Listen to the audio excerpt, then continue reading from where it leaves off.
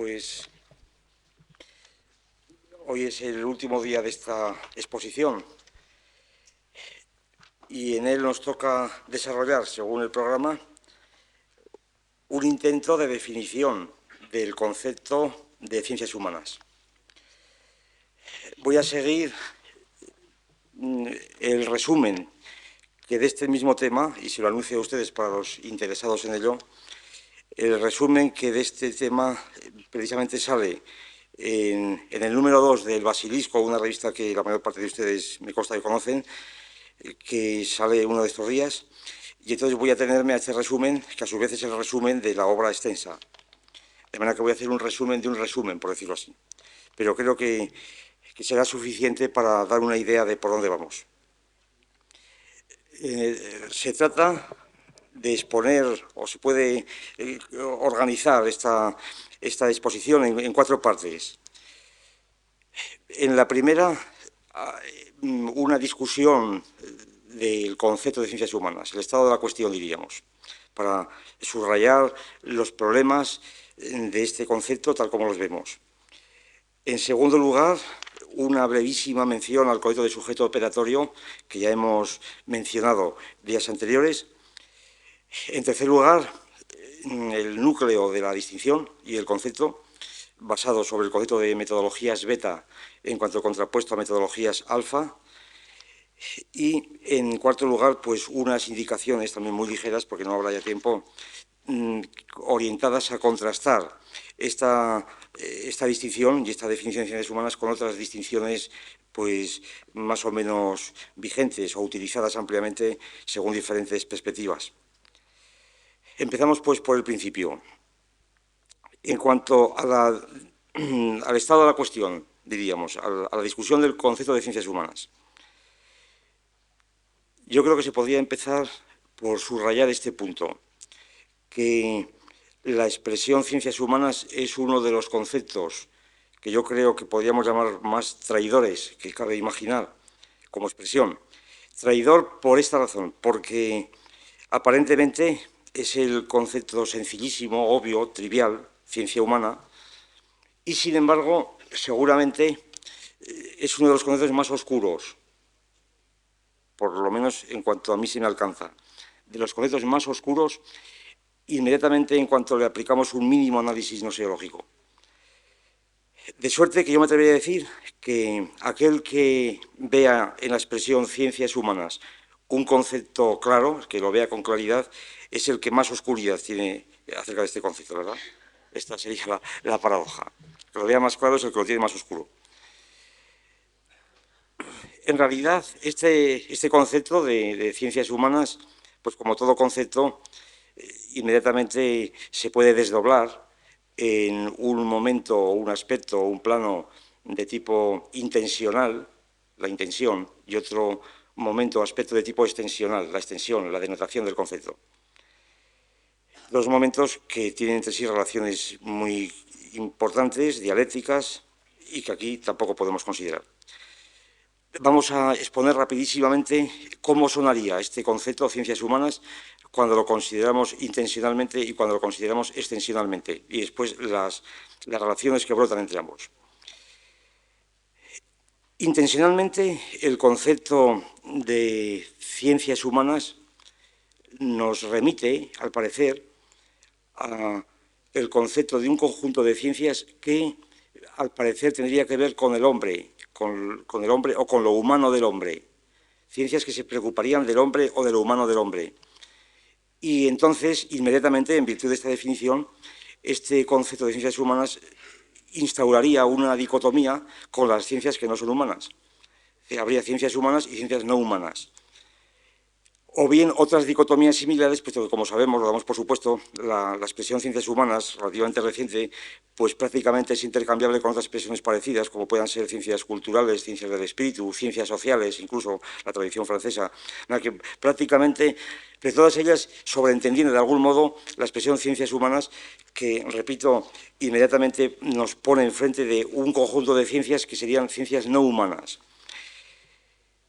A su vez, naturalmente, estas dicotomías pues, pueden combinarse y mezclarse con otras dicotomías, como podrían ser las ciencias naturales, las ciencias culturales, las ciencias formales, las ciencias reales, en fin, distinciones que están aquí presentes, pero que ya por de pronto nos sugieren la idea de que lo humano parece que se opone a lo que no es humano. Y el concepto de ciencia no humana, como es un concepto negativo, amorfo, es una clase complementaria, inmediatamente ya nos pone sobre aviso de que se trata de algo sumamente oscuro, puesto que esta distinción, ya repito, el concepto de ciencia humana únicamente tiene sentido por su clase complementaria y recíprocamente. Yo creo que la expresión ciencias humanas, desde este punto de vista intencional, es un concepto reciente, relativamente reciente, históricamente, vamos, relativamente reciente. Digo esto porque es un concepto, cuando se entiende de este modo intencional, es un concepto que no tiene propiamente correlato, por ejemplo, en la teoría de la ciencia aristotélica, en donde las ciencias humanas quedan enteramente disueltas. El concepto de ciencias humanas no existe en la tradición aristotélica y escolástica. Queda disuelto en otras clasificaciones, pues, por ejemplo, en la distinción entre ciencias especulativas y prácticas, en la distinción entre, pues, por ejemplo, en los tres grados de abstracción, el primero, el segundo y el tercero, según la estación de materia. Es decir, no aparece allí el concepto. El concepto de ciencia humana, repito, no existe porque el hombre prácticamente no es objeto de las ciencias aristotélicas, sino que lo que llamamos hombre queda distribuido en diferentes ciencias, sea, pues, por ejemplo, en el primer grado, en las ciencias físicas, en el de ánima, sea en el tercer grado, cuando se considera el alma racional, o en la metafísica, si se considera como espíritu. De manera que el concepto de ciencias humanas es exótico, yo diría,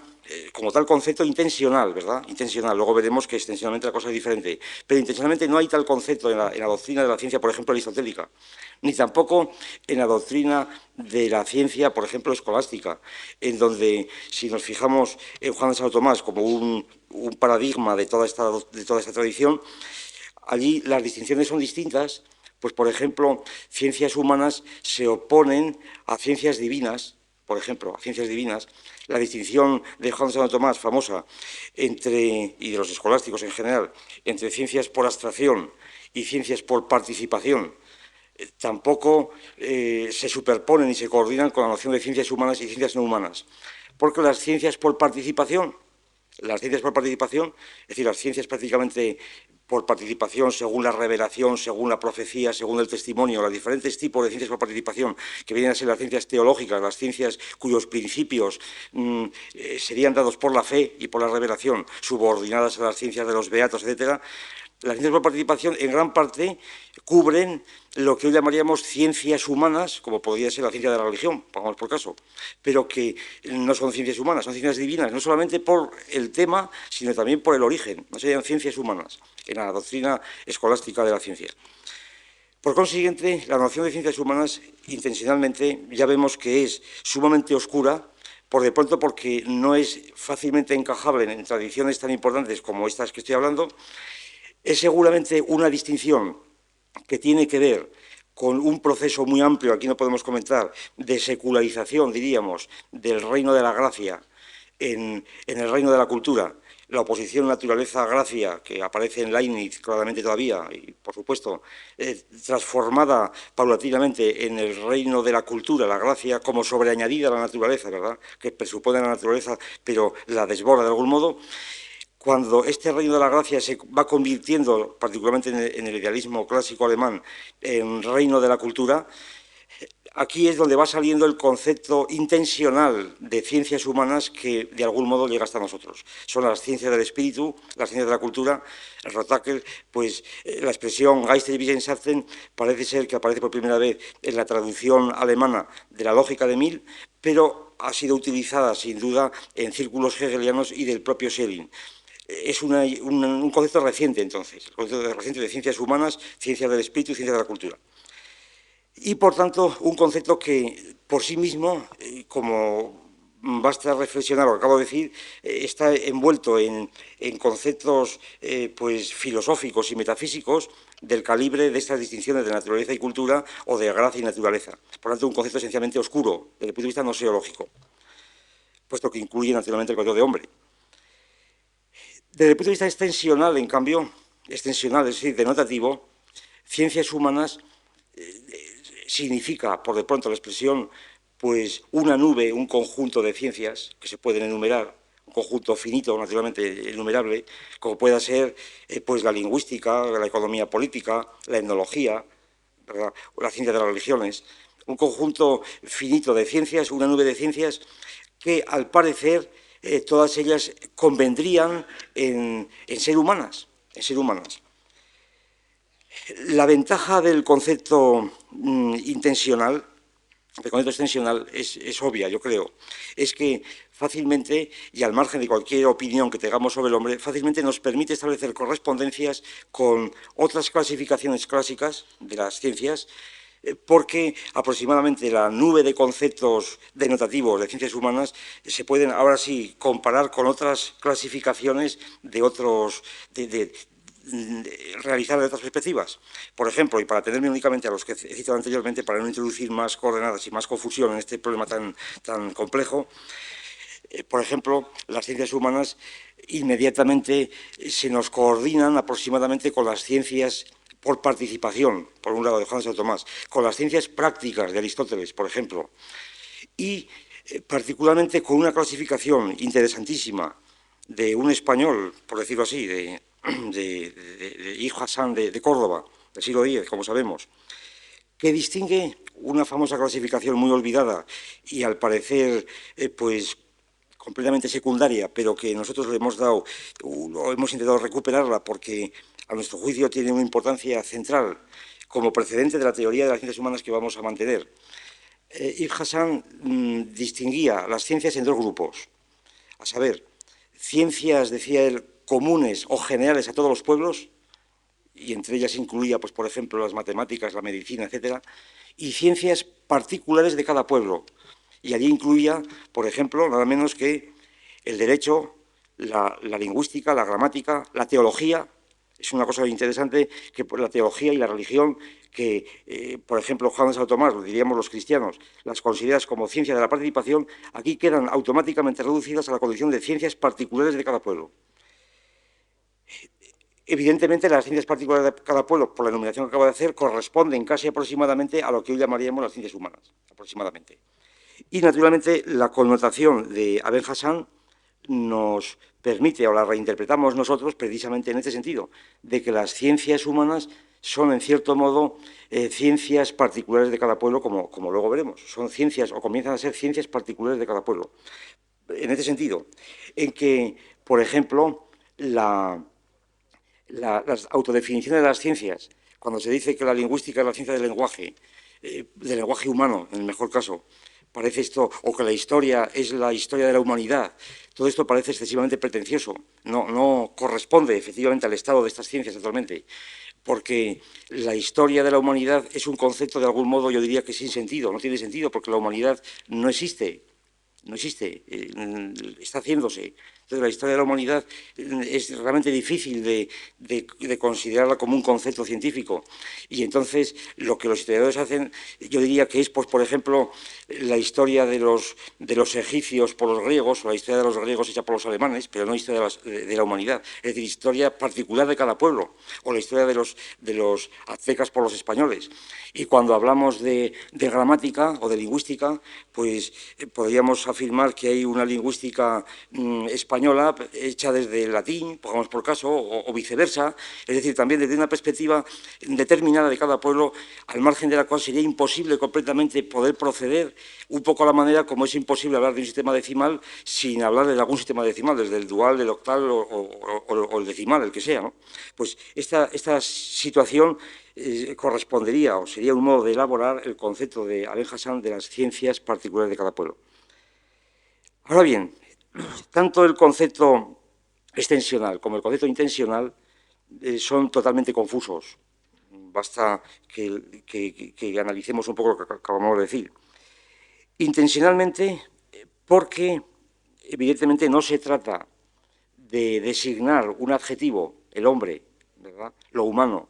para que este adjetivo tenga relevancia o pertinencia no seológica. No es suficiente que todas las ciencias traten del hombre para que esto tenga, repito, alguna significación osiológica. Porque a lo sumo podría ocurrir, recordando pues, el texto famoso del Político de Platón, que también clasificásemos a los animales en dos grupos, las grullas y lo que no son las grullas, como dice Platón, y entonces podríamos hablar, estoy un poco parodiando lo que dice Platón, por boca de Sócrates joven, podríamos decir que hay una ciencia de las grullas y ciencia de grullas y ciencias que no es de grullas, ¿verdad? No tendría más alcance. Podría ocurrir que las ciencias humanas no tendrían más alcance que esto. Porque qué pertinencia, qué importaría realmente que las ciencias fuesen humanas. ¿Qué importaría? A lo sumo, es la tradición, concretamente de Antón, el que fue catedrático de antropología aquí en Madrid, concretamente, y toda su escuela, quien concibe en una tradición pues zoológica, diríamos, la antropología, pues como una ciencia que no tiene más alcance que la ciencia, la ornitología, la ciencia de los pájaros o la ciencia de los caballos o cosas por el estilo. Entonces, la antropología pues no tendría a lo sumo más que esta significación, pero no tendría significación nosiológica. Habría que demostrar que el hombre tiene, o lo humano, tiene efectivamente significación nosiológica para que la expresión ciencias humanas fuese, diríamos, presentable incluso presentable. No digo que no la tenga, digo que hay que demostrar que la tiene. Entonces, resulta, y esto es lo interesante, que efectivamente la significación que lo humano suele tener o suele concederse al humano como en cuanto a su significación nosiológica suele ser negativa muchas veces. Es decir, suelen ser rasgos negativos y consecuencias negativas. Se dice, por ejemplo, las ciencias humanas son un camino hacia la autognosis, hacia el conocimiento que el hombre se hace de sí mismo. Las ciencias humanas es un cuento hegeliano, en el fondo. Las ciencias humanas son unos procedimientos o unos caminos que conducen hacia la autognosis, hacia el conocimiento de sí mismo. Evidentemente, esta fundamentación de las ciencias humanas parece también sumamente discutible porque,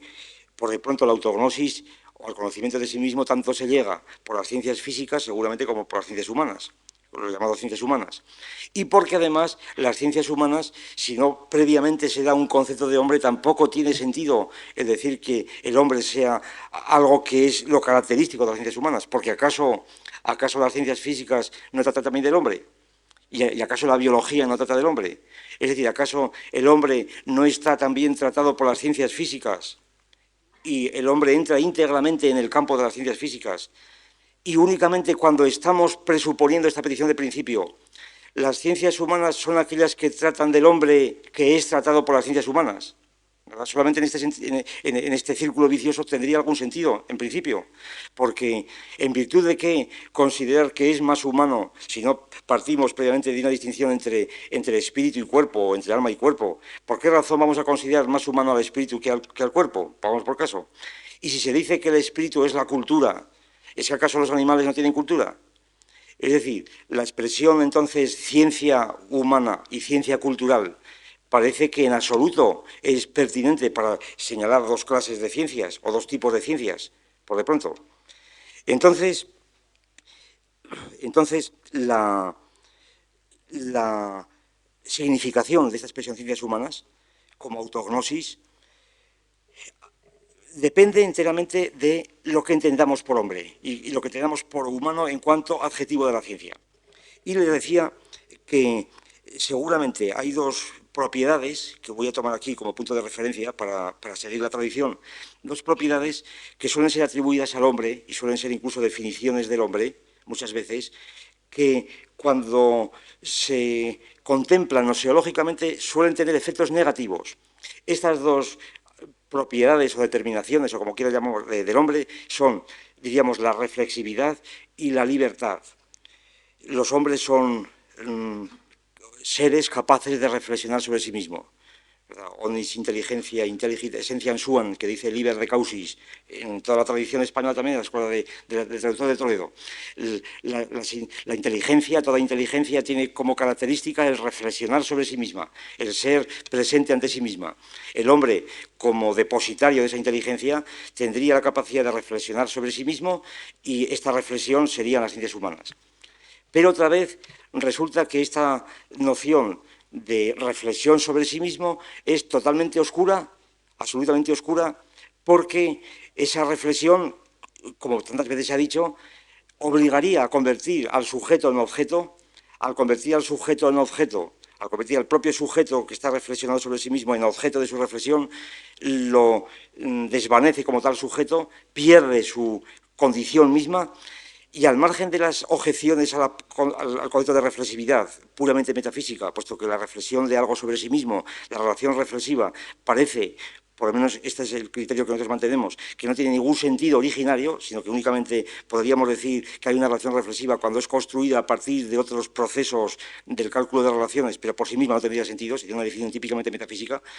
Entonces, la noción de reflexividad sobre sí mismo implicaría esto, esta objetivación del sujeto y, por consiguiente, una suerte incluso de encubrimiento, hasta el punto, como sabemos, que críticas recientes, que vienen del positivismo, pero que continúan hoy día pues, en la Escuela de Frankfurt y en Heidegger y en tantos otros, que más o menos contemplan las ciencias humanas precisamente no a la luz de la autognosis, no a la luz del descubrimiento que el hombre se hace de sí mismo, sino precisamente a la luz del encubrimiento incesante que el Dasein o el hombre se haría sobre sí mismo. Las ciencias humanas serían entonces no un camino hacia el propio conocimiento, sino precisamente el camino hacia el encubrimiento de los hombres, encubrimiento cuya fórmula general podríamos definir así, consistente en objetivizar el hombre, en hacer al hombre un objeto, en convertirle en una cosa, de algún modo, en un objeto de conocimiento. Y al convertirle en una cosa, automáticamente queda asimilado a los objetos naturales y de ahí que las ciencias humanas puedan incluso presentarse, como se han presentado de hecho, como la última forma casi ridícula de mimetismo de las ciencias naturales, un mimetismo utilizando pues, intereses puramente ideológicos, que intentan cosificar lo que no es cosificable y que intentan a veces por mecanismos mucho menos profundos que los que Heidegger, por ejemplo, pretende, sino simplemente por un mecanismo gremial de los antiguos humanistas. Digo esto en el contexto, pues, por ejemplo, del famoso libro de las dos culturas de Snow, de todos conocido, cómo estas dos culturas que se han ido ampliando cada vez más a consecuencia de la revolución científica e industrial habría automáticamente empujado hacia un fondo cada vez menos interesante a los antiguos humanistas del Renacimiento y entonces la revancha de estos humanistas habría sido vestirse la bata del científico y tratar de remedar una cientificidad en donde no existe la cientificidad, convirtiendo y hablando de unas ciencias humanas donde no hay más que simplemente o pura superchería o pura ideología o simplemente no hay nada, más que un puro mimetismo, ya digo, ridículo. En este contexto, que en el fondo, como vemos, está todo él determinado y girando en torno a la noción de reflexividad, todas estas críticas a las ciencias humanas, que yo creo que en el fondo, repito, tienen este denominador común, la crítica a la noción de reflexividad, conducen al mismo resultado. A saber, las ciencias humanas no son ciencias, en una palabra, no son ciencias porque, como tales ciencias humanas, no podrían realizarse. Y en cuanto a la otra característica que he señalado, la característica de la libertad, si el hombre es libre como la piedra es grave, como decía Hegel, y la ciencia, según hemos al menos concebido, la ciencia es esencialmente determinista porque obliga a establecer unas verdades necesarias, entonces la ciencia humana es un concepto contradictorio porque obligaría a establecer como necesario aquello que suponemos que es libre. ¿Cómo es posible una ciencia de lo que es libre? No sería posible. ¿Cómo sería posible determinar la libertad? Sería imposible y entonces la ciencia humana, las ciencias humanas, a lo sumo, solamente tendrían posibilidad de desarrollarse como ciencias de lo indeterminado, es la tesis de Van Dries, por ejemplo, de lo indeterminado como ciencia del azar, en una palabra, ciencia del azar, pero que no son ciencias propiamente tales porque se resuelven en el conjunto de las ciencias estadísticas. No constituyen, pues, una categoría especial de las ciencias. Hay otro rasgo, sin embargo, que seguramente muchos pretenderían considerar como característico de las ciencias humanas y que de algún modo se reducen a estos que hemos dicho. En líneas generales, y puesto que no es posible comentar esto ampliamente, me limitaré a sugerir que estas críticas a las ciencias humanas se fundan en unos presupuestos que seguramente son metafísicos en el sentido positivista de la expresión, porque, como ya he dicho al principio, considerar que las ciencias humanas, a la luz de la autognosis, es algo ya totalmente discutible, es un principio que hay que probar. Suponer que las ciencias humanas, si son ciencias humanas, es porque son autognosis, y si la autognosis o el conocimiento de sí mismo, la reflexión de sí mismo, no es posible, entonces las ciencias humanas no son posibles, esto es precisamente otra vez el círculo vicioso. Pero ¿y si las ciencias humanas no fuesen autognosis, ni tuvieran por qué definirse así? Si la ciencia del lenguaje no fuese mayor conocimiento del hombre de lo que fuese la física, sino que la ciencia del lenguaje no fuera el conocimiento del lenguaje humano, sino, por ejemplo, el conocimiento de la gramática del indoeuropeo y la gramática del latín, o la gramática del griego, o la gramática del turco. Y si la historia no fuese la reflexión que el hombre hace sobre sí mismo, sino, repitiendo lo de antes, una ciencia particular de cada pueblo, al menos el estado de las ciencias humanas puede, sin excesiva violencia, reducirse a esta situación. Entonces, las objeciones contra la autognosis quedarían automáticamente retiradas, puesto que combatirían contra un fantasma. En cuanto a las objeciones ante la libertad, o sobre la libertad, pues naturalmente, como aquí estamos implicando cuestiones generales sobre la libertad, yo creo que desde el punto de vista gnoseológico pueden perfectamente ponerse entre paréntesis de momento. Hay, sin embargo, otra serie de criterios que intentan acotar el conjunto de las ciencias humanas, muy conocidas, de las cuales voy a mencionar simplemente a título de marcar también las referencias, las más conocidas y utilizadas hoy día. Una de ellas, la que considera las ciencias humanas simplemente como una subclase de un conjunto de ciencias más amplio que son las ciencias de la conducta, que serían las ciencias de la conducta. Las ciencias humanas serían simplemente una clase particular de las ciencias de la conducta, ciencias psicológicas o etológicas, y como quiera que hay toda una tradición ya de 50 o 60 años sobre las ciencias de la conducta, el concepto de ciencias humanas quedaría automáticamente explicado y aclarado gnoseológicamente, incluyéndolo en la noción de ciencias de la conducta.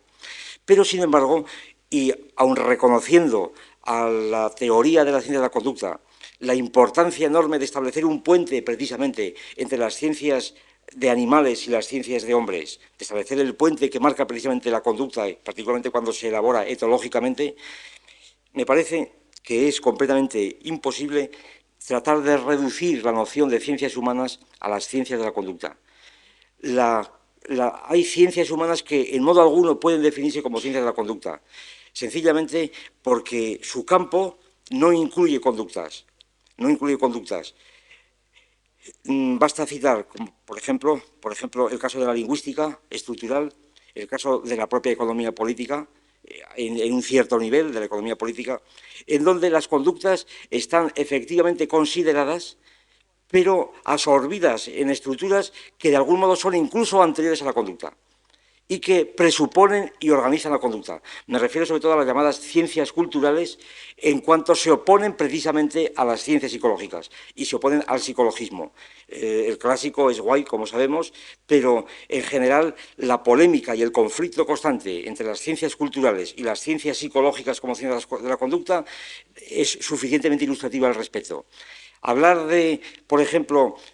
o intentar explicar la ciencia de la lingüística como ciencia de la conducta lingüística es simplemente una reducción de lo que la lingüística trata, en donde la conducta, como digo, se refiere más bien a lo que en términos de Saussure se llamaría la palabra, ¿verdad?, o el habla, pero no la lengua, puesto que la lengua no es una conducta, es algo que está por encima de las conductas. Y ejemplos de esta índole podríamos poner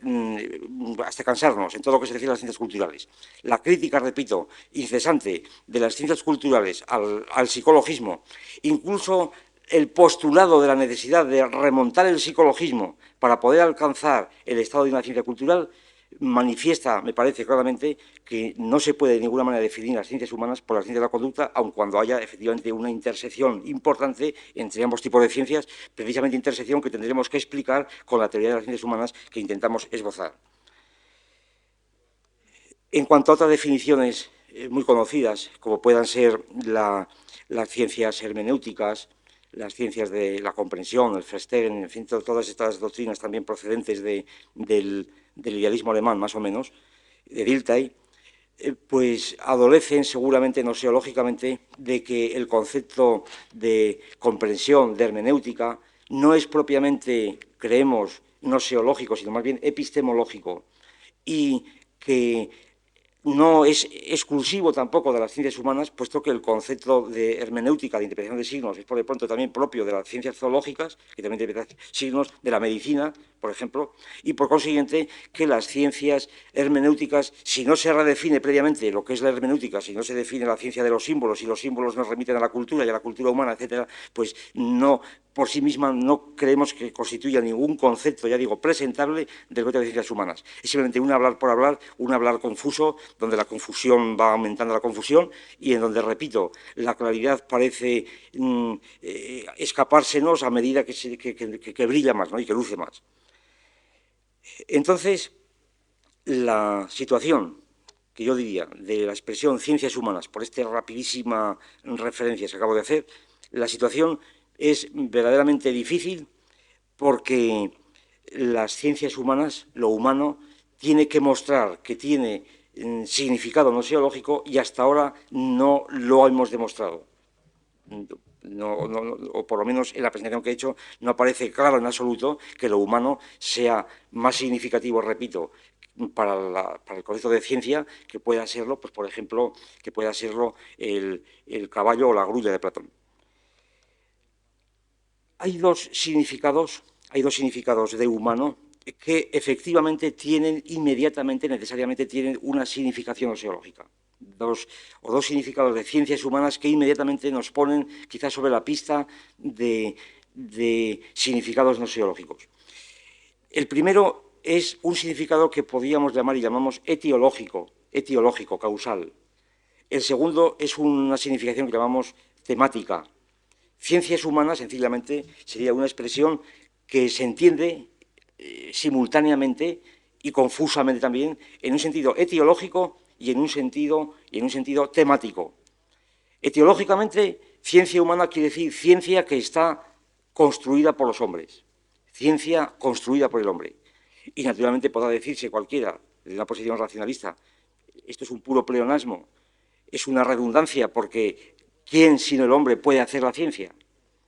¿Quién sino el hombre puede hacer la ciencia? Entonces toda ciencia es humana. Pero entonces ciencia humana no solamente son las ciencias humanas etiológicamente, sino que también son las demás ciencias que llamamos naturales o formales, puesto que quién sino el hombre ha hecho las matemáticas y quién sino el hombre ha hecho la física o la biología. Toda ciencia es humana. Etiológicamente las ciencias humanas son todas las ciencias, al parecer. Entonces, ¿qué es lo que añade la expresión ciencia humana en el plano etiológico? Yo diría que añade muchísimo, por lo menos a efectos polémicos e históricos. Por de pronto, ciencia humana, etiológicamente hablando, con la tesis adjunta que acabo de mencionar, es una expresión casi blasfema que no se podría haber dicho, por ejemplo, en nuestro país, pues pongamos por caso, iba a decir hace 3 siglos, pero ni siquiera hace 10 años, ¿verdad? Porque hay unas ciencias divinas. Es decir, por de pronto nadie podría haberla dicho, esta expresión, nadie podría haber defendido esto en unas oposiciones a cátedras de filosofía, por ejemplo, pero hace, y quizá todavía, Bien, pero vamos, oficialmente ya no es. Es decir, porque hay ciencias divinas, es decir, que son las ciencias por participación, son las ciencias por revelación, que son ciencias divinas por revelación, porque las premisas son reveladas, no son ciencias humanas. Precisamente en esto reside quizá la incapacidad, la imposibilidad de encontrar en la doctrina escolástica una teoría de la cultura y una ciencia de la cultura, porque contenido tan importante de las ciencias de la cultura como es la religión y todo lo que lo implica, está cortado por la mitad precisamente porque la religión no es cultura, la religión es gracia, no es cultura. Y entonces, como está fuera de la ciencia y fuera de la razón, entonces la ciencia de la religión en gran medida es un contrasentido a pesar de los equilibrios de la escuela de Viena del padre Koenig y compañía, ¿verdad? Y el padre Teilhard y compañía. Y compañía, nada mejor dicho, por la compañía de Jesús, claro. Bien, entonces, el padre Smith y el padre Kenny, quería decir,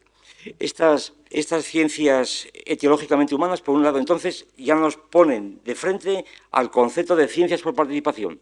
pero al mismo tiempo nos permiten advertir la extraña articulación inesperada, diríamos, entre el concepto de Aben Hassan y el concepto de Juan de Santo Tomás, porque la noción de participación de Juan de Santo Tomás, es decir, participación por testimonio, por profecía, por tradición, se puede trasplantar literalmente, eliminando sus sobretonos místicos, diríamos, o sobrenaturales, a términos pues, puramente naturales o sociológicos, puesto que las ciencias humanas son ciencias por tradición, realmente, porque el humanista necesita una tradición lingüística, necesita el relato, necesita el mito, puesto que si no su propia materia desaparece. Y entonces la participación de que está hablando Juan de Santo Tomás resulta tener un contenido racional que a primera vista se nos escapaba, sobre todo si lo coordinamos con el concepto de Aben Hassan. Entonces, por un lado, ¿verdad? Las ciencias desde el punto de vista de la participación, o las ciencias humanas en ese sentido, en el sentido teológico, se oponen a las ciencias sobrenaturales. Pero también es un concepto, yo creo, interesante, polémicamente, al menos, si tomamos en serio, si damos beligerancia simplemente al hecho que yo confieso que a mí me preocupa extraordinariamente, no propiamente por otras razones, sino por razones metodológicas, a lo que podríamos llamar el resurgimiento en nuestros días de la demonología. El hecho de que hoy se puede decir que una vez que se han derribado los ángeles, ¿verdad?, que se han derribado los ángeles que derribó precisamente el cristianismo, quizá el cristianismo contra el islamismo, que asistimos en nuestros días a un renacimiento de los demones, de los demones alejandrinos y helenísticos, de los demones, es decir, los espíritus inteligentes y corpóreos que no son humanos, lo que hoy llamamos extraterrestres, en una palabra. La creencia en los extraterrestres,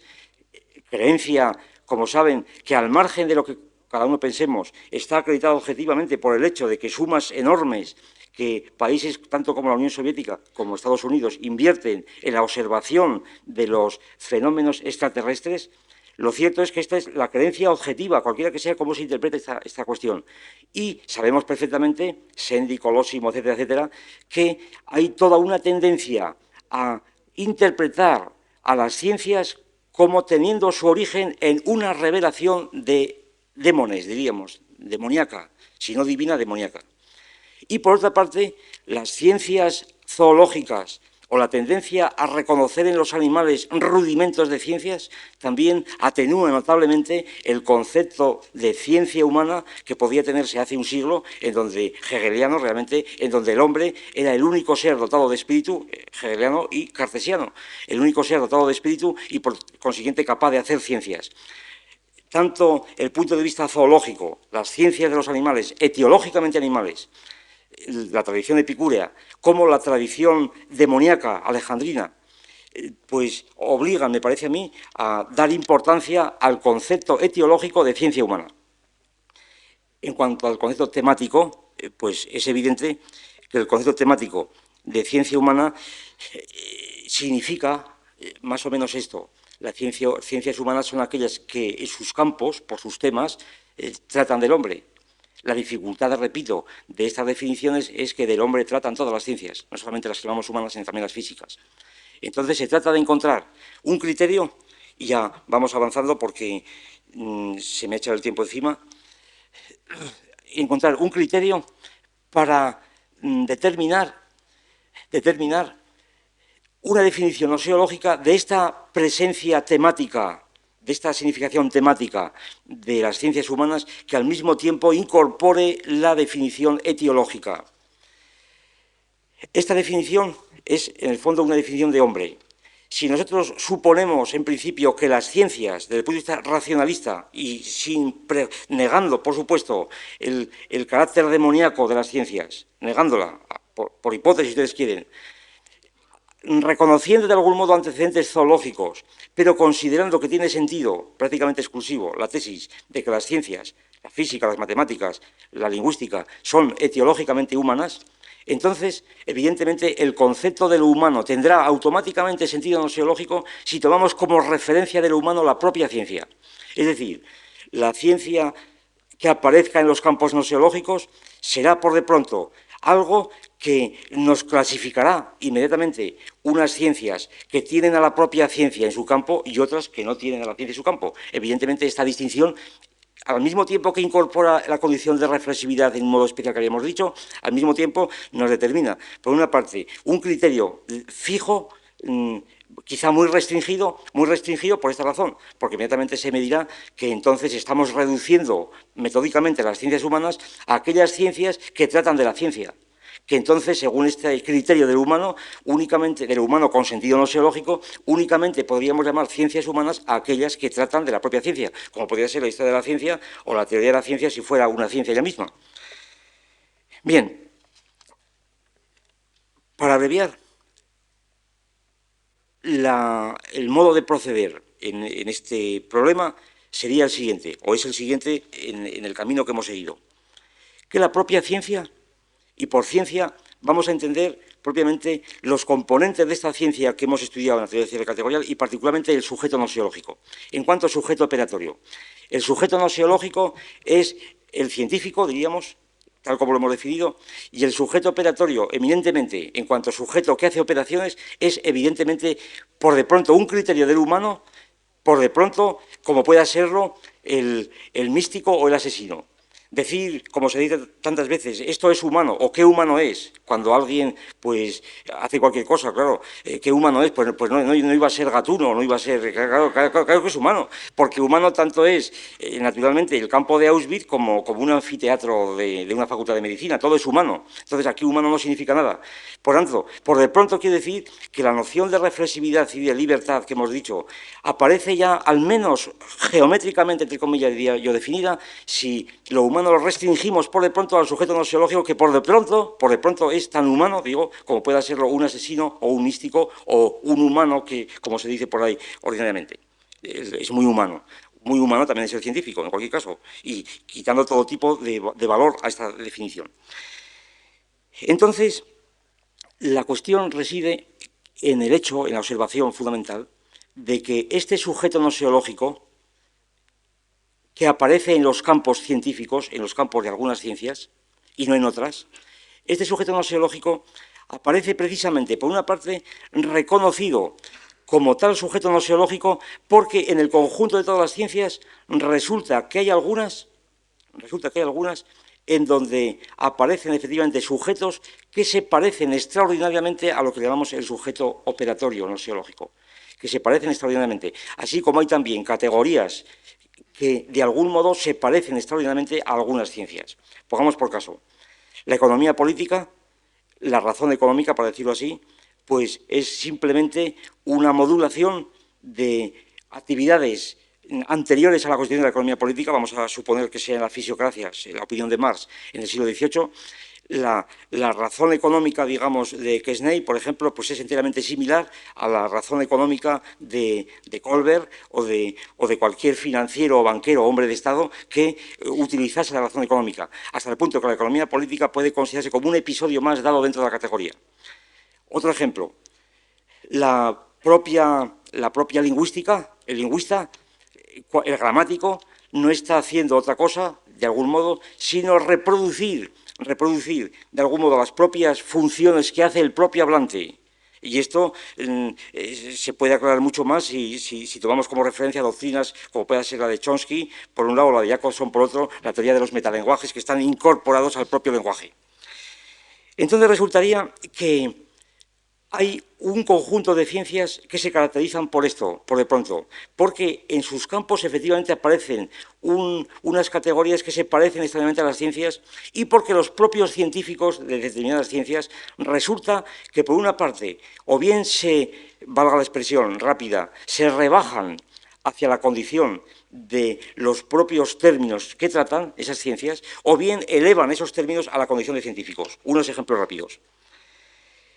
O bien los propios científicos creen necesario identificarse de algún modo en la condición de sujetos nosiológicos al campo en cuestión, es por ejemplo Morgan, el etnólogo, cuando se disfraza, por decirlo así, de Seneca, o Malinowski, cuando se disfraza de Trobriand d'Est, o simplemente Lorenz, cuando grazna delante de los patitos, ¿verdad?, para que le sigan, y hace como si fuera un pato él mismo. Es decir, está realmente él, de algún modo, rebajándose, para poder estudiar a los patos, está rebajándose, vamos, entre comillas, a la forma de un pato, a la conducta de un pato. O viceversa, o recíprocamente, estamos elevando, y esto es un análisis que hemos hecho a lo largo de multitud de ciencias, de muchas ciencias, y doy algunos ejemplos para que se vea el método que seguimos, análisis incesantes en donde nos encontramos testimonios de consideración por parte de los propios científicos, de lo que después identificaremos como ciencias humanas, en donde los propios campos aparecen, o sujetos de los campos, o términos de los campos, aparecen ellos mismos elevados a la condición de científicos. Valga el mismo ejemplo que he puesto antes, del gramático, el hablante espontáneo, que de algún modo está sabiendo escribir y de algún modo está ya descubriendo por sí mismo las analogías, las reglas mismas que después el gramático elaborará, las reglas de transformación, por ejemplo, conocidas de algún modo por el propio hablante para que la tesis de Chomsky sea verdadera, puesto que su sentido es precisamente esto. O bien, cuando, por ejemplo, los Kellogg, cuando nos hablan de Wall, aquel famoso chimpancé hembra que criaron juntamente con su hijo Donald, pues resulta que este chimpancé hembra es interpretado enteramente él mismo como un sujeto que está, de algún modo, realizando las mismas prótesis, etcétera, que hacen los propios Kellogg.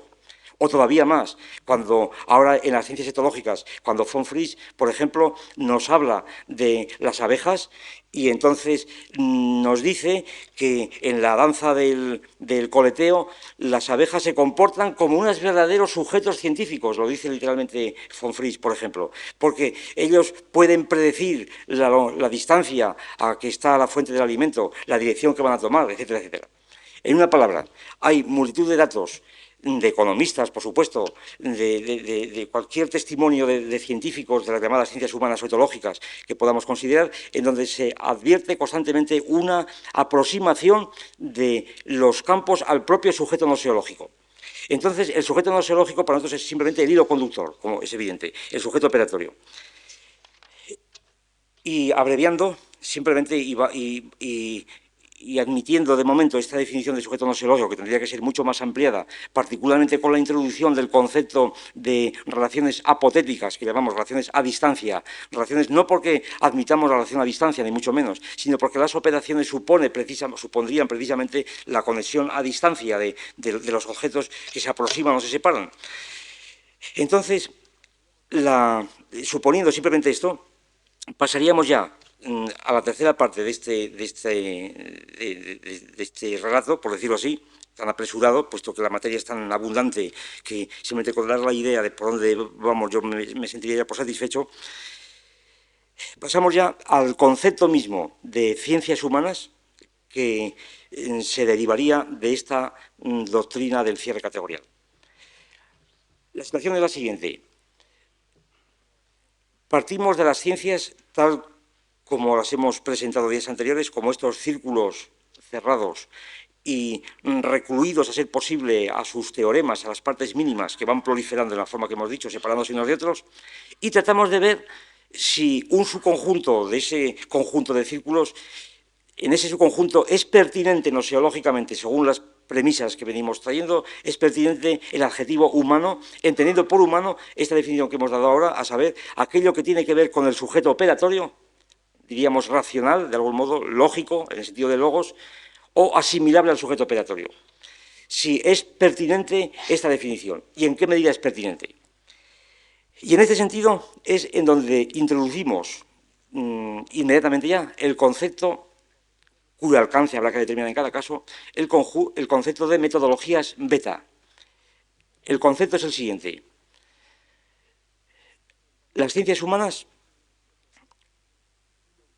en tanto que contienen en sus campos al sujeto operatorio, tendrían de algún modo, necesariamente, que reconstruir sus campos y construir en sus campos, según la forma que hemos dicho anteriormente, tanto en el plano fenomenológico como fisicalista, como esencial, tendrían que reconstruir de algún modo según una escala similar al del propio sujeto operatorio, precisamente porque suponemos que en los campos figura ese sujeto operatorio. Cuando una ciencia, entonces, tiende a reconstruir su campo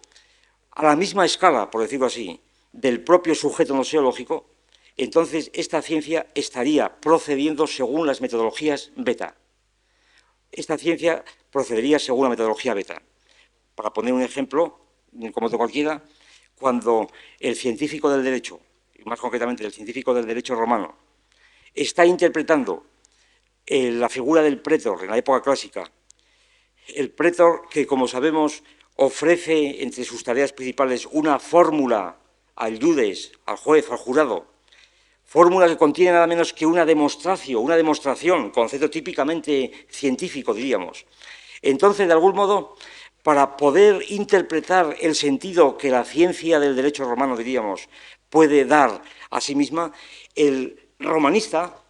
diríamos, tiene de algún modo que realizar operaciones enteramente similares a las que realizaba el prétor, o viceversa. Es como si el prétor fuese él mismo alguien que está reflexionando sobre el propio ordenamiento jurídico romano, ¿verdad?, que lo está al mismo tiempo creando, y a su vez el romanista de algún modo está remedando las propias operaciones que hacía el prétor, cualquiera que sea el alcance de estas operaciones. Entonces, en general, la noción de metodologías beta tiene este sentido. Se podría perfilar mucho más este concepto, pero no dispongo de tiempo. Se podría dar mucho más ajustadamente, pero quiero dar únicamente, ya digo, una definición puramente impresionista, una idea puramente impresionista de la línea constructiva que hemos seguido para determinar el concepto de ciencias humanas. Entonces, la noción de metodologías beta tiene este alcance. La reconstrucción, repito, del sujeto operatorio o de los campos científicos, de forma que en ellos aparezca un sujeto operatorio que está a la propia escala del sujeto noseológico, con toda la complejidad de problemas que esto plantea. Ahora bien,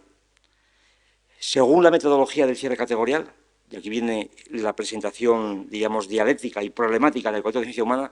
según la metodología del cierre categorial, las ciencias se constituyen mediante el proceso de la eliminación de las operaciones. La eliminación de las operaciones es la que nos remitía precisamente al establecimiento de esas identidades objetivas, de esas verdades en el sentido no tarskiano, y por consiguiente la paradoja de la metodología beta sería la siguiente, y la contradicción, si se quiere, que dada una metodología beta, inmediatamente, si aplicamos la teoría del cierre, esta metodología beta tenderá inmediatamente a ser considerada como un fenómeno, es decir, esta apariencia de un campo noseológico en donde se nos configuran figuras como la del prétor, por ejemplo, o figuras antropomórficas, para decirlo de algún modo, figuras que se parecen a sujetos operatorios, que se parecen a hombres, aparecerán como fenómenos y entonces, en virtud del mecanismo del cierre, estas figuras antropomórficas tenderán a ser, de algún modo, eliminadas, al eliminar las operaciones, convirtiéndose así en metodologías alfa, a saber, ciencias o aspectos de las ciencias humanas que consisten en reducir, de algún modo, el momento, diríamos, beta operatorio en un momento que no es beta operatorio, que ha eliminado las operaciones y al eliminarlas nos remite a una situación que llamamos alfa operatoria. En la medida, y ahora aplicando una especie de metonimia, una suerte de metonimia, en la medida en que las ciencias no humanas, las ciencias formales o naturales, en las ciencias no humanas, tampoco tienen operaciones beta, en general, podríamos también considerarlas como ciencias alfa, pero por metonimia.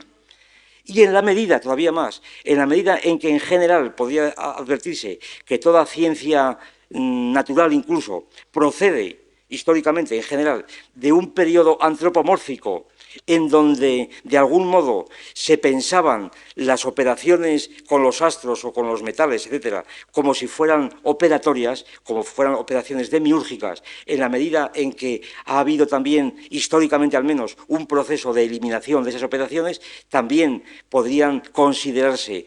ciencias alfa las ciencias no humanas, es decir, las ciencias naturales y formales. Pero, en todo caso, La diferencia es la siguiente, que así como las ciencias naturales y formales,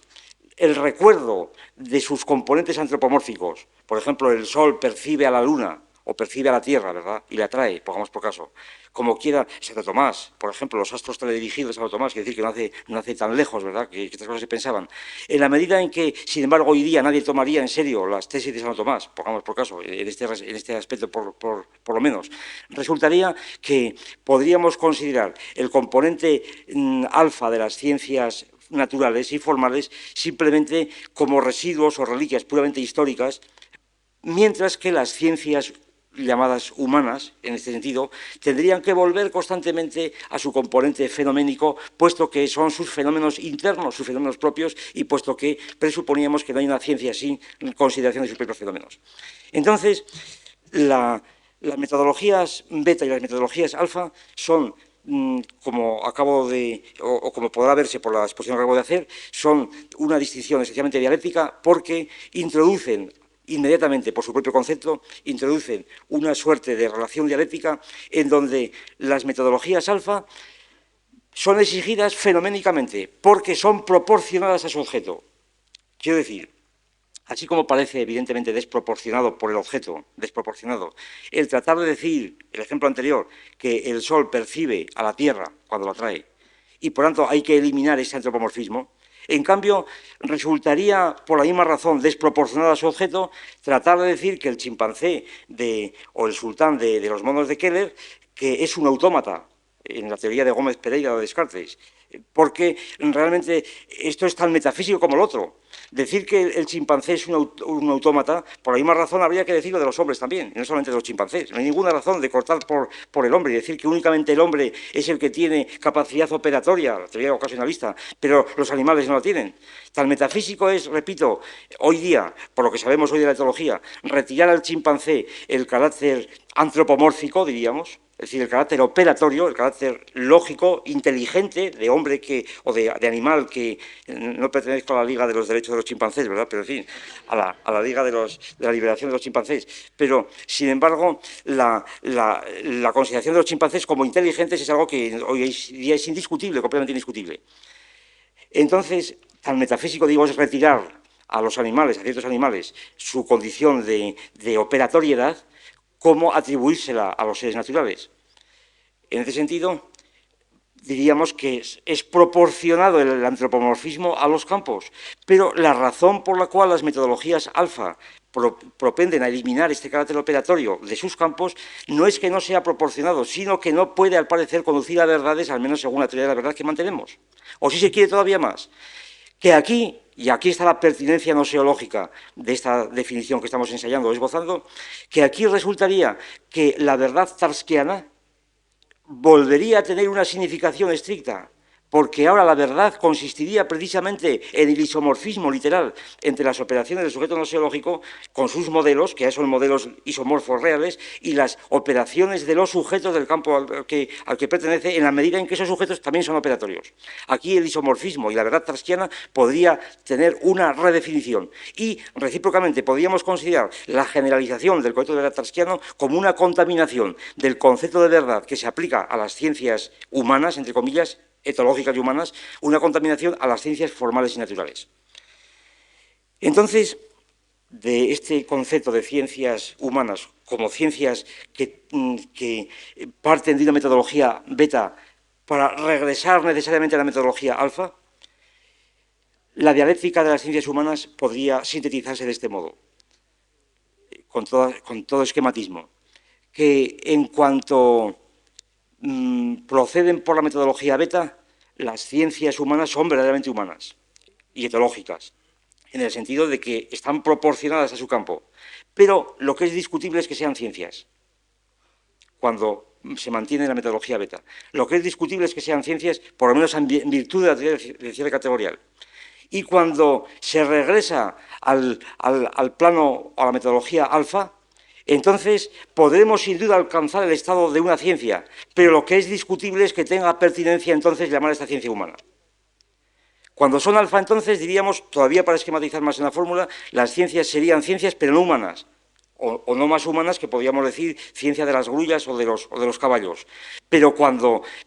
son beta, entonces son humanas, pero no son ciencias. Esta sería la contradicción interna de la noción de ciencia humana, tal como se nos presenta en nuestro concepto, contradicción que precisamente pretendemos que recoge la estructura problemática y dialéctica del estado actual de las ciencias humanas y que refleja las polémicas de las diferentes ciencias, tal como rapidísimamente voy a pasar a exponer, para ir terminando. Entonces podríamos definir sencillamente las ciencias humanas de este modo, noseológicamente, y así las definimos. Las ciencias humanas serían aquellas ciencias que tienen un doble plano operatorio, mientras que las ciencias formales o naturales son ciencias que no tienen más que un solo plano operatorio, a ser el plano alfa, puesto que el plano beta en él es un puro reliquio, una pura reliquia histórica. En cambio, en las ciencias humanas el doble plano operatorio sería exigido y podríamos decir que una ciencia humana es precisamente una ciencia que tiene este doble plano operatorio. Esto habría que probarlo y naturalmente hay que probarlo. La prueba es de esta índole. Analizando la propia realidad de las ciencias humanas y etológicas, puesto que englobamos en un concepto, en el genus proximum, ciencias humanas y etológicas, observamos que efectivamente en las ciencias humanas hay multitud de recursos de tipo alfa. En los libros de von Fries, por ejemplo, encontramos, cualquiera, pero ahora que ha salido von Fries, encontramos evidentemente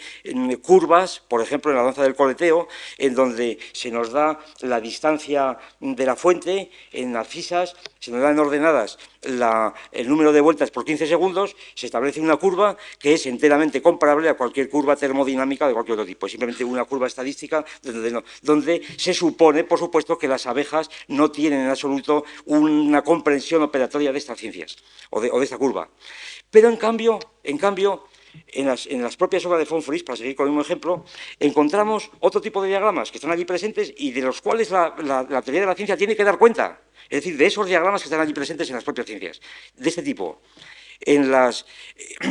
decir, nuestro método, como ven, es puramente empírico, es analizar las ciencias tal como se dan en el estado de su desarrollo. Hay diagramas de este tipo. En el artículo que antes he mencionado, que va a salir ahora,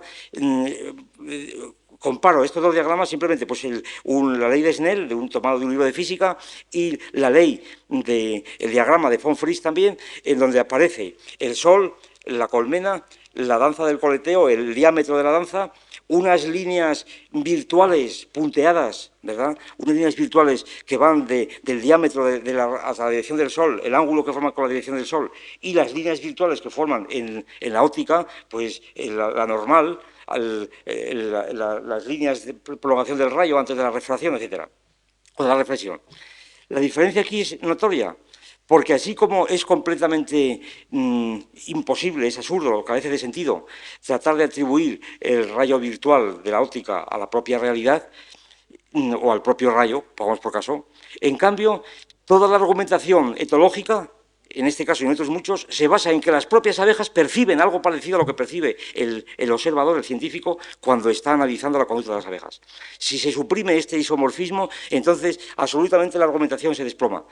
Hay que suponer que las propias abejas están realmente percibiendo de algún modo, puesto que tienen sentidos y puesto que tienen percepción apodética, tienen de algún modo percepción de unas líneas similares a las que el propio científico, como digo, dibuja, aun cuando haya sus diferencias, pero de algún modo tiene que haber un isomorfismo de esta naturaleza. Entonces, creemos que la presencia de estos dos planos en las ciencias más diversas se puede confirmar empíricamente. Con esto damos también de paso una razón estrictamente noseológica, me permito advertir esto, una razón estrictamente noseológica a toda la cuestión sobre la finalidad y sobre la prólesis. La finalidad, como sabemos, ha sido expulsada hace ya siglos, se puede decir, de las ciencias naturales. Hoy nadie dice que los astros giran para algo, ¿verdad? Y la razón que suele darse es el mecanicismo, pongamos por caso que al fin de cuentas es una teoría metafísica. Es decir, porque el hecho de que expulsemos la finalidad del mundo de la ciencia física, si es que se expulsa realmente, porque como sabemos doctrinas recientes sobre la finalidad de Taylor, de Goldfield, etcétera, pues en absoluto la expulsan, simplemente redefinen la finalidad en términos tales que sea común a las ciencias etológicas y biológicas y a las ciencias físicas, precisamente por esto. Pero si suponemos que en el sentido corriente de las causas finales han sido expulsadas de las ciencias naturales y formales, como cuando se dice que X tiende a, como si hubiese una finalidad interna en una variable tender a su límite, sin embargo, tanto, la eliminación de esta finalidad de las ciencias naturales, digo, tendría una explicación sociológica muy sencilla. Y es que si la finalidad está ligada de algún modo, aunque tenga que ser redefinida en términos no mentalistas ni metafísicos, si la finalidad está ligada a las operaciones, y a las operaciones apotéticas, es decir, a las operaciones del sujeto noseológico, a la estrategia, diríamos, del sujeto noseológico, entonces, evidentemente, si eliminamos de las ciencias físicas y formales la finalidad, es simplemente por la razón noseológica, al margen de otras, de que allí no hay presencia de sujetos noseológicos. La explicación nos parece estrictamente noseológica, al margen de cuestiones metafísicas que nos parece que están fuera de lugar sin perjuicio de que las compartamos o no. Entonces, y ahora viene la parte central, diríamos, de la teoría de las ciencias humanas. La parte central, y ya voy terminando también a la vez, al mismo tiempo, es central en su sentido, pero es final en su exposición. Por el propio concepto de las ciencias humanas, resultaría que las ciencias humanas, como ciencias de doble plano operatorio, se nos desarrollan internamente o se nos presentan como un conjunto de ciencias esencialmente problemáticas, cada una de las cuales debe ir tomando diferentes estados, les llamamos estados de probabilidad, diríamos, situaciones probables, pero inestables de algún modo, estados alfa y estados beta, cada uno de los cuales, en virtud del propio concepto, se subdivide en alfa 1, alfa 2, beta 1 y beta 2. Los conceptos de alfa 1, alfa 2, beta 1 y beta 2 son enteramente internos a la propia teoría. Me va a ser muy difícil explicarlo, simplemente voy a dar una idea por medio de ejemplos. En general diríamos que en los estados límites, diríamos alfa 1 y beta 2, ¿verdad? Si los ponemos en serie, alfa 1, alfa 2, beta 1, beta 2,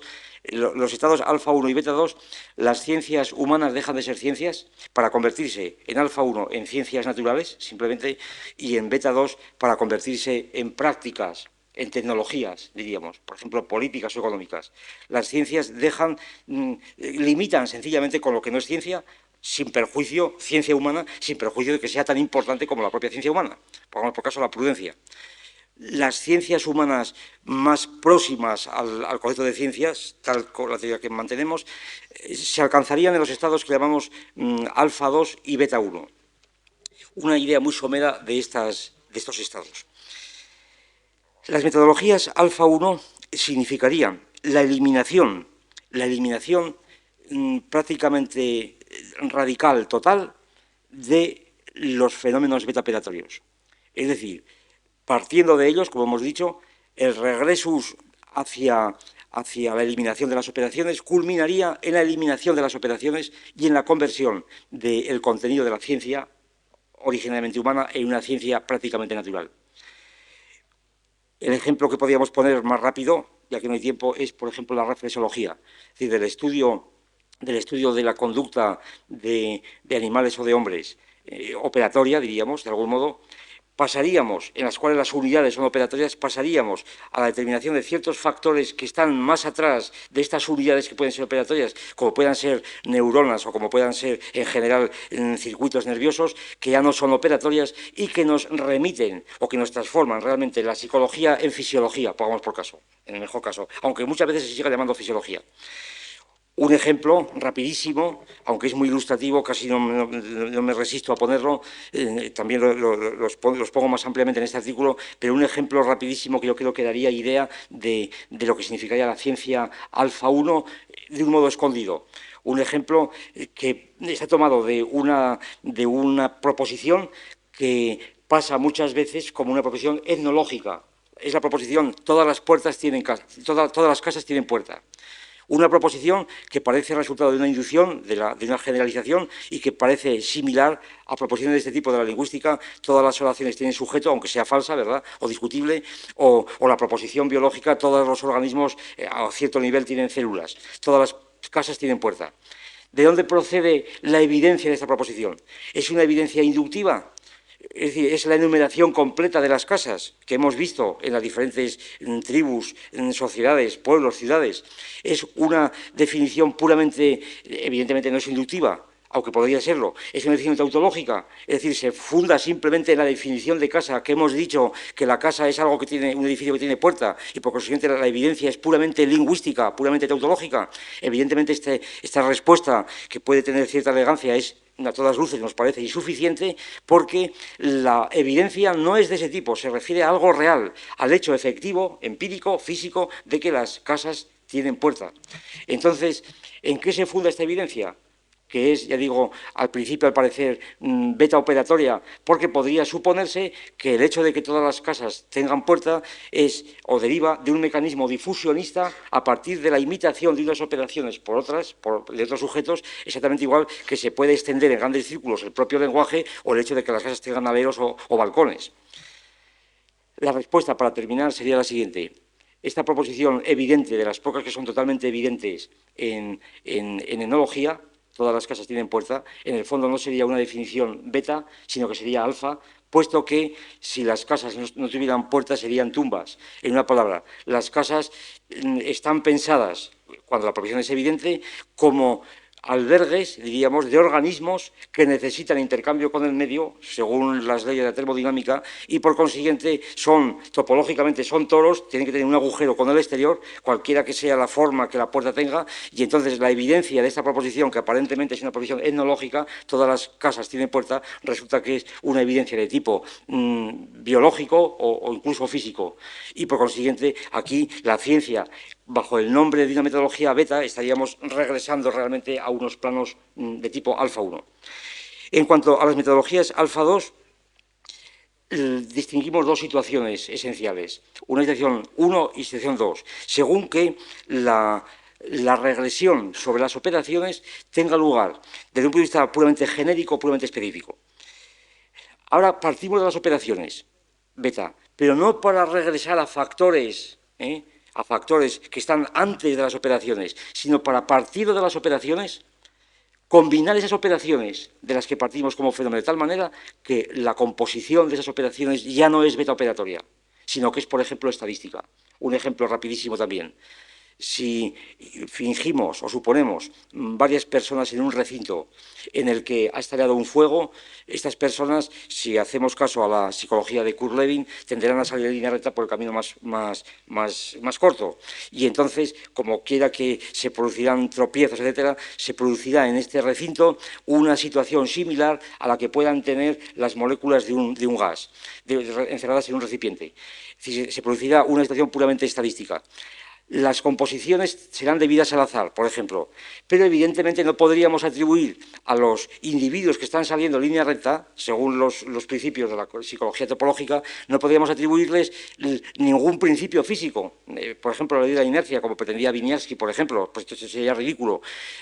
Aquí estamos suponiendo que cada uno sale en línea recta desde el punto de vista operatorio, beta operatorio, pero la composición de esas trayectorias tiene lugar mediante una estructura de tipo estadístico que desborda ampliamente el carácter beta de las operaciones. Es el mismo caso de los estudios del movimiento browniano llamado del taxista de París, que natural, o de cualquier ciudad, pero en París, como sabrán muchos, se han hecho estudios de esta índole, en donde los movimientos de un taxista son enteramente similares a los del movimiento browniano de una molécula, por ejemplo, suspendida en un líquido. Entonces, este comportamiento del taxista es enteramente operatorio, puesto que el taxista no es una molécula y sus principios no son los principios físicos, pero sin embargo la elaboración de estas operaciones combinadas con otras desborda ampliamente el plano beta operatorio y nos remite a una ciencia de tipo estadístico de tipo alfa. En cuanto a la situación 2,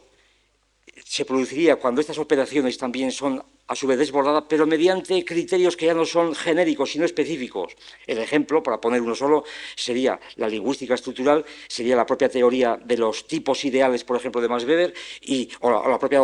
metodología del capital, en la medida en que los individuos aparecen como fenómenos. Baste para ilustrar esta tesis la famosa frase de Engels: si Napoleón Bonaparte o si el teniente Bonaparte hubiera muerto en Tolón, pues otro individuo, otro teniente hubiera llegado a ser el primer cónsul. Es decir, el individuo es un fenómeno que queda realmente envuelto en unas estructuras que pueden ser específicas, culturales, que lo envuelven, pero que ofrecen una imagen de las ciencias que no es propiamente beta operatoria, porque la operatoriedad beta ha sido eliminada cuando se quiere conocer efectivamente algo. En cuanto a las metodologías betas, la metodología beta 1 se caracterizaría porque el isomorfismo que tiene lugar en las condiciones que hemos dicho, tarskiano, diríamos, es puramente en términos de clase, no en términos de continuidad física, en términos de clase, en términos puramente, diríamos, de semejanza, de igualdad, ¿verdad?, de identidad esencial, no sustancial, para decirlo con la terminología. En la situación 1, las operaciones construidas son literalmente las mismas, o pretenden ser literalmente las mismas, que las que se hace en el sujeto operatorio. Se trata aquí de la situación prevista por Collingwood y tan criticada, según la cual únicamente podemos entender, para poner el ejemplo mismo de Collingwood, únicamente podemos entender la conducta de Nelson en Trafalgar cuando sabemos los planes de Nelson y lo sabemos cuando triunfaron. Únicamente podemos saber la historia cuando la historia ha triunfado en las condiciones que quiso su ejecutor. En cambio, no podemos conocer la historia de Villeneuve, por ejemplo, porque fracasó y, por consiguiente, no podemos conocer lo que hubiera ocurrido si se hubiera realizado su proyecto, su estrategia, etc. Aquí, entonces, la identificación supone el éxito, de algún modo, la racionalización, la conducta racional del propio, operatoria del propio sujeto que conocemos, y la verdad aquí es puramente tarskiana. La serie de problemas que aquí nacen son realmente enormes, pero más o menos el sentido de la verdad aquí es bien claro. En la situación 2, en cambio, las operaciones son determinadas por otras operaciones y, por consiguiente, aquí habría posibilidad de elevarse a un nivel operatorio donde las operaciones están figurando como tales, pero determinadas en un contexto operatorio, donde la determinación es de índole característica sui generis. Es el caso, por ejemplo, de que si en una partida de ajedrez sabemos que si se ha dominado el centro en 7 jugadas se da mate, este saber puede ser absolutamente correcto, matemático, no físico, porque no decimos el tiempo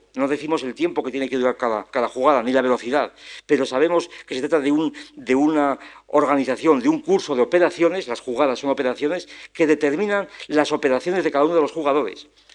Por esto, consideramos que en el plano beta 1, en situación 2, el conjunto de ciencias que más de cerca realizan esta noción que nosotros introducimos es lo que se llama teoría de los juegos. En la teoría de juegos, interpretada naturalmente no como una ciencia puramente estadística o formal, sino precisamente como una praxeología y como una ciencia que incluye precisamente la conducta operatoria, la teoría de juegos aplicada a la política, aplicada a la etología recientemente, etcétera, la teoría de juegos sería la expresión de la posibilidad del desarrollo de las ciencias humanas en este plano beta 1. Y por último, en cuanto a las metodologías beta 2, aquí la continuidad y la identidad, por así decir, del sujeto noseológico con el propio sujeto del campo sería tal que el propio sujeto noseológico, el propio científico, sería a la vez el que está desarrollando el propio campo. Y, por consiguiente, aquí, como decía antes, la ciencia se convertiría propiamente en realidad, se convertiría en el propio desarrollo de la categoría en cuestión y, por consiguiente, no podría hablarse de ciencia. Como ilustración, me atrevería a poner, quizá, por su actualidad, un ejemplo tomado de las ciencias jurídicas, en la medida en que, como he sabido, muchas veces se ha equiparado la estructura del derecho de un ordenamiento jurídico, de una constitución concretamente, a la estructura de una ciencia. Y concretamente hay intentos en la lógica jurídica de asimilar constantemente el funcionamiento efectivo de una constitución, de un ordenamiento jurídico, a los esquemas hilbertianos, en donde se supone que las diferentes normas jurídicas deben ser completas, saturadas, cerradas, decisibles. Sobre todo, vamos a fijarnos en decisibles. Es necesario que el juez pueda fallar siempre. El juez aquí es asimilado entonces a un científico. El juez es el que está realizando, conoce el derecho vigente y sabe aplicarlo, y hay el principio de que todo caso tiene que tener un fallo, es decir, no cabe una proposición indecisible. Cualquier situación tiene que encontrar una posibilidad de ser juzgada en virtud de la axiomática y del fundamento jurídico. Ahora bien, es evidente también, como sabemos, que este postulado, en virtud del cual el juez, ilustrado efectivamente por la ciencia jurídica, por la doctrina jurídica, por la dogmática jurídica, etcétera, este juez que forma parte real del propio mecanismo jurídico entendido de este modo como un sistema casi formal, ¿verdad?, y científico, es también sabido que el postulado de que toda situación es indecisible, es simplemente un postulado. Y que, de hecho, y a esto me refería, el llamado uso alternativo del derecho nos manifiesta que el juez, cuando está juzgando, está al mismo tiempo necesariamente sabiendo que tiene que apelar a situaciones que exceden completamente el cierre jurídico, situaciones en donde las propias normas alcanzan, para ser aplicadas y desarrolladas, alcanzan un sentido revolucionario o reaccionario, según los casos, y en donde el uso alternativo del derecho muestra que la aplicación misma del derecho es algo más que una ciencia, se mantiene en otro terreno, en el terreno de lo que los clásicos llamarían quizá la ética o la moral incluyendo prudencia. Aquí estamos en un terreno donde ya no hay ciencia, sino que hay prudencia. El terreno de las ciencias políticas, el terreno de las ciencias jurídicas, en gran parte, pertenecería entonces, en nuestro caso, a Beta 2, que es el lugar en donde, repito, las ciencias humanas dejan de ser ciencias para ser quizá mucho más humanas, pero no científicas, sin embargo, fuente constante de las categorías y de la propia racionalidad científica. Y con esto ya terminaría. Simplemente me permitiría sugerir que esta situación de las ciencias en sus 4 estados principales, como estados de equilibrio en los cuales las diferentes ciencias humanas tienden a pasar constantemente de unos a otros, refleja aproximadamente, creemos, la situación efectiva de las ciencias humanas desde su constitución hace, pongamos, 100 años. Que, según esta teoría, la situación esencialmente internamente polémica, en la que las polémicas metodológicas de las ciencias humanas no podrían equipararse, creemos, a las polémicas habidas en las propias ciencias formales y naturales porque serían de otra índole, que las metodologías a veces totalmente enfrentadas de las ciencias humanas internamente y simultáneamente, en donde no hay muchas veces ni siquiera consensus interna, obedecerían precisamente a esta estructura dialéctica de las ciencias de doble plano operatorio. Que las distinciones entre alfa y beta se aplicarían a diferentes ciencias independientemente y que el concepto de alfa y beta permitiría reunir estos disjecta membra que empíricamente pueden advertirse. Por ejemplo, la oposición en sociología entre la escuela, vamos a citar los clásicos, de Durkheim, por ejemplo, que estaría claramente en posición alfa, y la escuela de Gabriel Tarde, que estaría, y sus discípulos, que estarían en posición beta. Por ejemplo, en lingüística, la posición de un Saussure, por ejemplo, que estaría en posición alfa, en un estado alfa, y la posición del chomskismo, de la gramática generativa, que estaría en la situación beta, y así sucesivamente. Todas en psicología, por supuesto, el conductismo, por un lado, el operacionismo, por otra parte, en la reflexología, etcétera, etcétera. En economía sería la oposición, por ejemplo, entre Gibbons, entre el marginalismo tipo Gibbons y la microeconomía, que es simplemente la contemplación del sujeto económico como preferidor, como alguien que prefiere, y por tanto la microeconomía a nivel beta, precisamente, y la macroeconomía, o incluso la economía marxista, en gran parte, y en general la economía histórica, que estaría claramente en la posición alfa. En una palabra, la estructura de estas ciencias polémicas estaría internamente reflejada en cada una de las ciencias en su estado actual. Otras interpretaciones podrían reducirse fácilmente a esta doctrina, por ejemplo, las distinciones de Pike entre lo émico y lo ético, por ejemplo, las distinciones de Levi-Strauss entre los modelos mecánicos y los modelos estadísticos, que fácilmente se reducen a estas distinciones, o por lo menos adquieren su sentido nosiológico cuando se traducen a estas distinciones. Y en una palabra,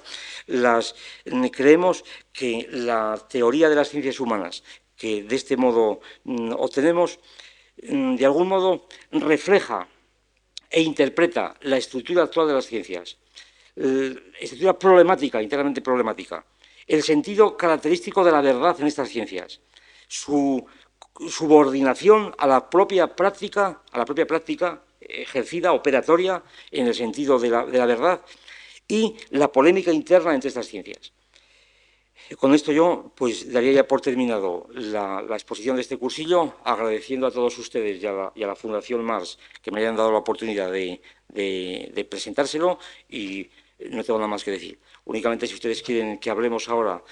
alguna aclaración como final de esta exposición, yo encantadísimo.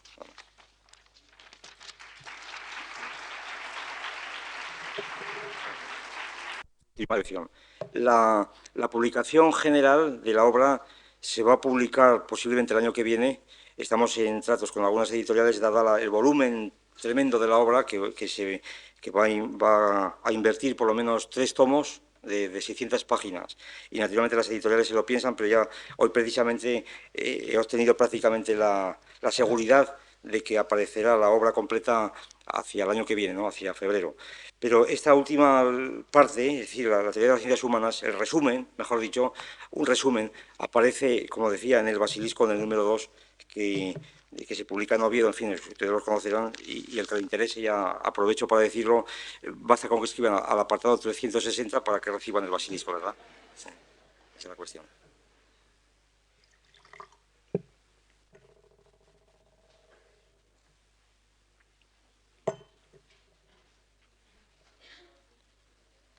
Yo lo únicamente que quisiera